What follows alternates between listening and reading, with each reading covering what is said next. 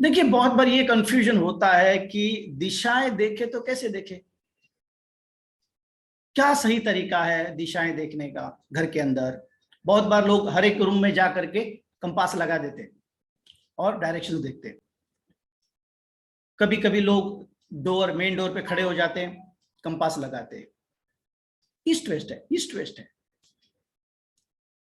आपके घर का डोर या तो ईस्ट का है या फिर वेस्ट का है।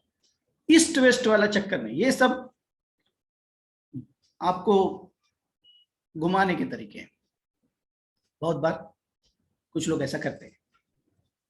तो कहने की बात यह है कि किस तरह से देखना चाहिए, क्या तरीका सही तरीका है। सबसे पहले आपके पास एक मैग्नेटिक कंपास होनी चाहिए। आप जानते हैं मैग्नेटिक कंपास में एक निडल होती है जो नॉर्थ और साउथ स्थिर हो जाता है, इसमें ये डायरेक्शंस को दिखाता है। मोबाइल के ऊपर भी डाउनलोड कर सकते हैं, कोई प्रॉब्लम नहीं है। तो इस कंपास को लेकर के आपको खड़ा होना है घर के बीचों बीच, यानी बिल्कुल सेंटर पॉइंट पर। वैसे सेंटर पॉइंट निकालने का एक तरीका होता है जो हम सिखाते रहते हैं, लेकिन मोटा मोटी तौर पर आप अपने खुद के घर का तो जान ही लोगे कि सेंटर कहां पर आ रहा है। उस सेंटर पे खड़े रहोगे तो चारों ओर आपका घर होगा। ऐसे में हवा में वहां खड़े होकर के आपको कंपास रखना है। इसके अंदर एक सुई है जो हिल रही है। जैसे ये सुई स्थिर हो जाएगी, इसमें जो लाल रंग की सुई है वो जो दिशा दर्शा रही है वो आपके घर की नॉर्थ डायरेक्शन है। लाल रंग की नीडल जो दिशा दर्शा रही है वो आपके घर की नॉर्थ डायरेक्शन है। तो बिल्कुल उसके पीछे यानी अपोजिट साइड में साउथ डायरेक्शन है। सिंपल है। 90 डिग्रीज पर ईस्ट और वेस्ट है। अगर आप नॉर्थ में देख रहे हैं तो राइट साइड में ईस्ट, लेफ्ट साइड में वेस्ट मिलेगी। फिर उसके बाद ऊपर दिशाएं आपको मिलेंगी, तब जाके आपको पता चलेगा कि आपके घर में आपका किचन कौन सी दिशा में है, आपका बेडरूम कौन सी दिशा में है, आपका मेन डोर कौन सी दिशा में है, आपका मंदिर आपने कौन सी दिशा में रखा है। वो सही है या गलत है ये बात की बात है, लेकिन पहले ये समझना बहुत जरूरी है कि हमने चीजें जो रखी है हमारे घर में वो हमने कौन सी दिशा में रखी है, ये बहुत जानना जरूरी है। इसलिए बिल्कुल with respect to centre point of your house you have to check all the directions. ठीक है। वास्तु पुरुष, वास्तुशास्त्र की बात हो रही है, वास्तु पुरुष के बारे में हम जरूर जानेंगे।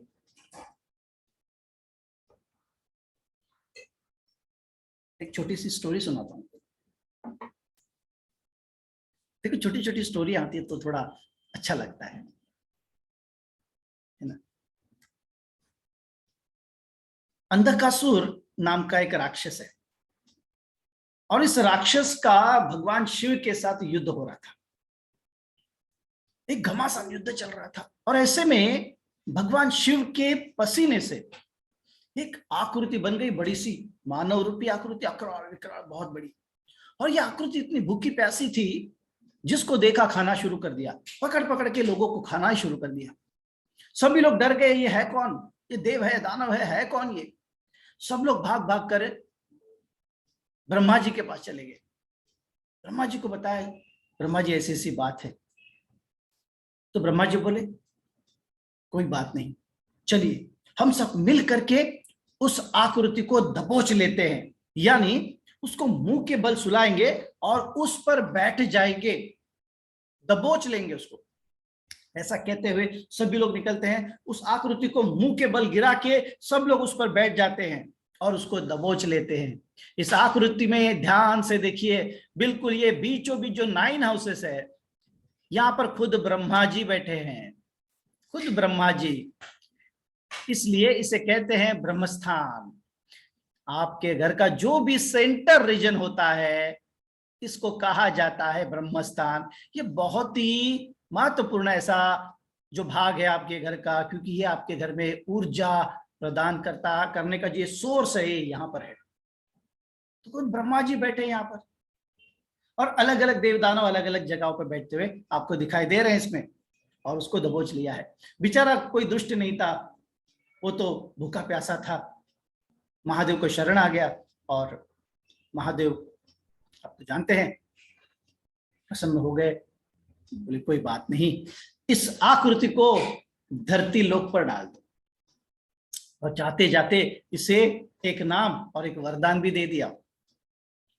नाम दिया वास्तु पुरुष का, और वरदान दिया इस धरती पर जब भी कोई वास्तु बनेगी तो सबसे पहला भोग तुझे मिलेगा।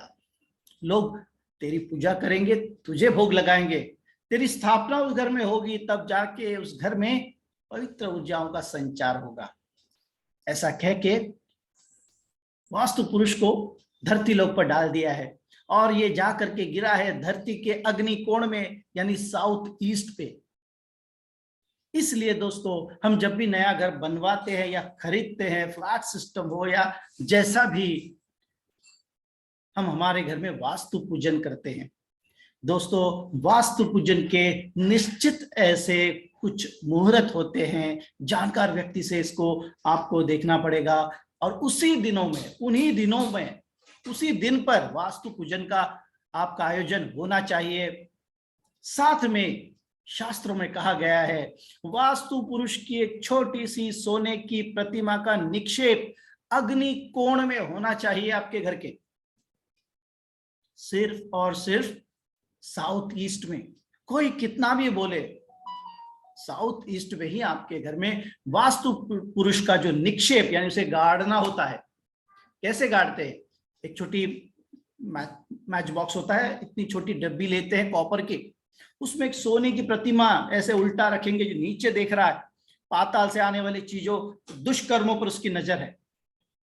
उसको रखते हैं, 5 रत्न साथ में रख करके उसको अग्नि कोण में एक 2x2 का टाइल का टुकड़ा काट करके उसको दबा देते हैं विधिवत।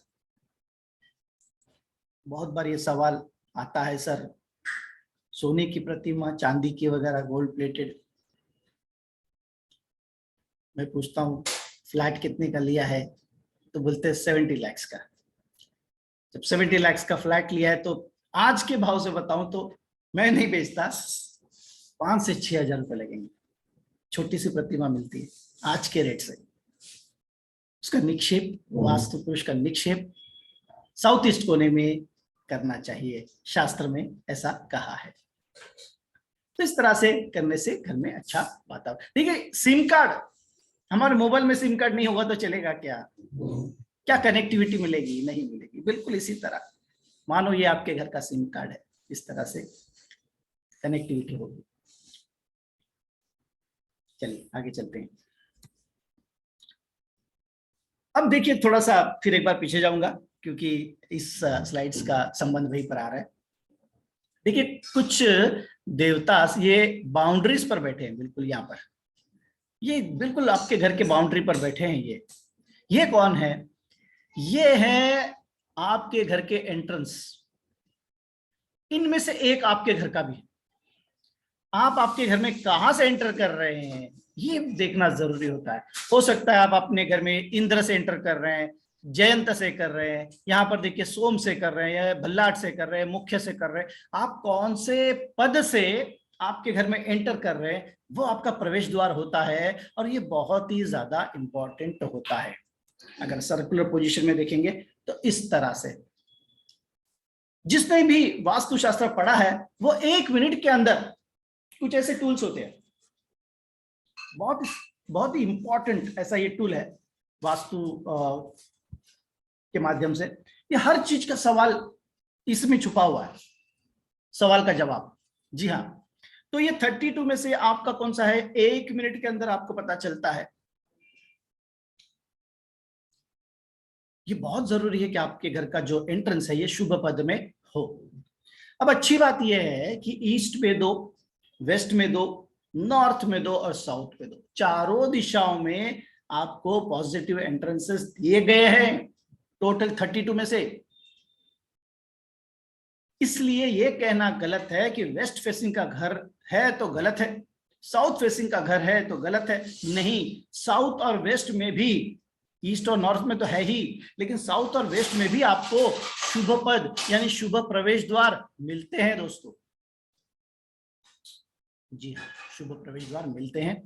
सिर्फ एक जानकार आदमी चाहिए आपके पास, या फिर आप उनके जानकार होने चाहिए।